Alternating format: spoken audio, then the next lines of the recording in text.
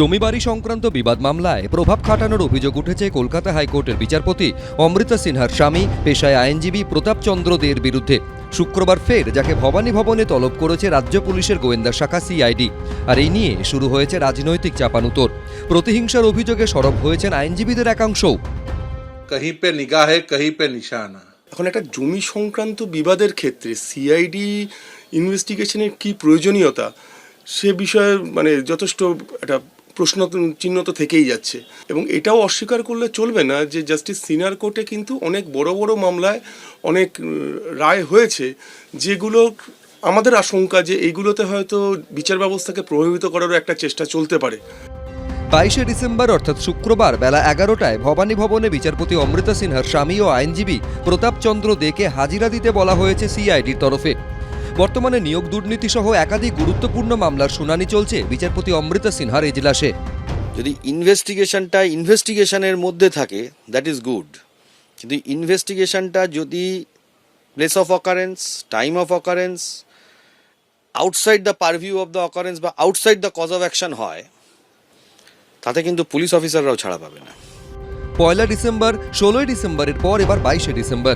এক মাসের মধ্যে আইনজীবী প্রতাপ চন্দ্র দে'কে 3 বার ডেকে পাঠিয়েছে সিআইডি।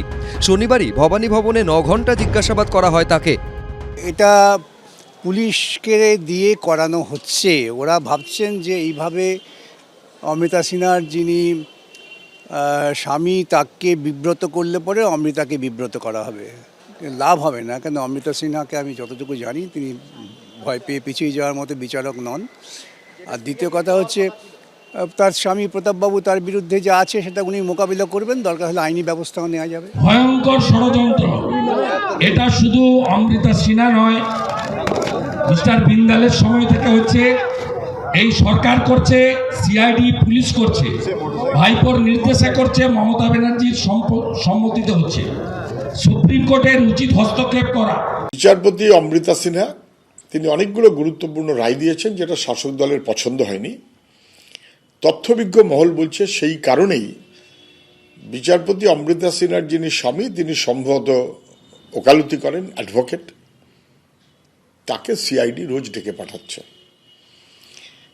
তৃণমূলের যাকে পছন্দ হবে না বা কোনো কারণে মনে হবে একটু ডিস্টার্ব করা উচিত, তৃণমূলের জন্য এজেন্সি আছে সিআইডি।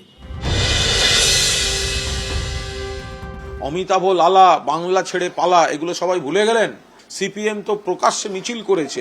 কোনো বিচারপতি নিজেদের রাজনৈতিক অতীতের ছায়া থেকে বেরোতে পারছেন না, এবং সেক্ষেত্রে অবজারভেশনের নামে তারা রাজনৈতিক উইশ লিস্ট বের করে দিচ্ছেন। তৃণমূলের নেতাদের যখন সিবিআই ইডি ডেকে পাঠায় তখন তো অনেকে উল্লাসে ফেটে পড়ান। তাহলে এখন একজন আইনজীবীকে কোনো একটি মামলায়, সেটাও আবার সুপ্রিম কোর্টের সবুজ সংকেত নিয়ে, যদি সিআইডি ডেকে পাঠায় তাহলে এত বুকে ব্যথা হচ্ছে কাদের?